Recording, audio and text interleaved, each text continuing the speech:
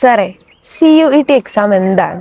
ഇപ്പൊ അതിന്റെ റിസൾട്ട് വന്ന് എന്നൊക്കെ കേട്ടിട്ടുണ്ടല്ലോ. അപ്പൊ ഇനി അതിനു വേണ്ടിയിട്ട് എന്താണ് ചെയ്യേണ്ടത്? ഒന്ന് പറഞ്ഞുതരോ? ശൈല, നല്ലൊരു ചോദ്യമാണ്.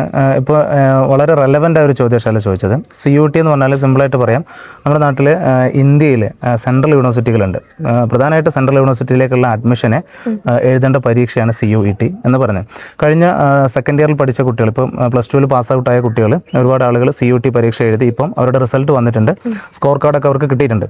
അപ്പോൾ ഈ റിസൾട്ട് വന്ന ഈ സ്കോർ കാർഡ് കൊണ്ട് ഇനി അവർ ചെയ്യേണ്ടത് എന്താണെന്ന് വെച്ചാൽ, അവർ ആ സ്കോർ കാർഡ് വെച്ച് ഇന്ത്യയിലെ വളരെ പ്രധാനപ്പെട്ട ഇൻസ്റ്റിറ്റ്യൂഷൻസ് ഉണ്ട്, അതായത് യൂണിവേഴ്സിറ്റികൾ, അതായത് ഡൽഹി യൂണിവേഴ്സിറ്റി പോലെയുള്ള, ജാമിയ മില്ലിയ യൂണിവേഴ്സിറ്റി പോലെയുള്ള, അങ്ങനെ ഹൈദരാബാദ് യൂണിവേഴ്സിറ്റി പോലെയുള്ള, പോണ്ടിച്ചേരി യൂണിവേഴ്സിറ്റി പോലെയുള്ള, അതായത് നല്ല ക്യാമ്പസുകൾ, നല്ല എക്സ്പോഷർ കിട്ടുന്ന, നല്ല ഫാക്കൽറ്റീസ് ഉള്ള, നല്ല ക്യാമ്പസ് പ്ലേസ്മെൻ്റ് ഒക്കെയുള്ള നല്ല സ്ഥാപനങ്ങളിൽ അവിടേക്കുള്ള അഡ്മിഷനാണ് CUT എഴുതിയ കുട്ടികൾ കിട്ടുക. അപ്പോൾ ഈ അഡ്മിഷൻ കിട്ടാൻ വേണ്ടി ഇവരിന് എന്താ ചെയ്യേണ്ടതെന്നുള്ളതാണ്. പലപ്പോഴും കുട്ടികൾ വിചാരിക്കും പരീക്ഷ എഴുതി അഡ്മിഷൻ കിട്ടിയെന്ന്. പക്ഷേ യഥാർത്ഥത്തിൽ അങ്ങനെയല്ല.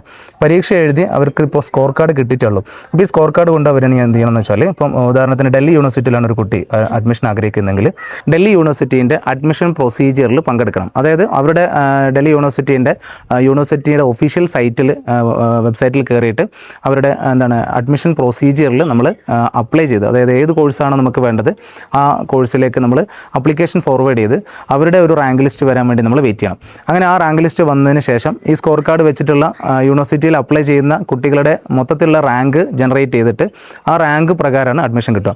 അപ്പോൾ ഈ ഒരു വിവരം എന്ന് പറയുന്നത് വളരെ പ്രധാനപ്പെട്ട ഒരു ഇൻഫർമേഷനാണ്.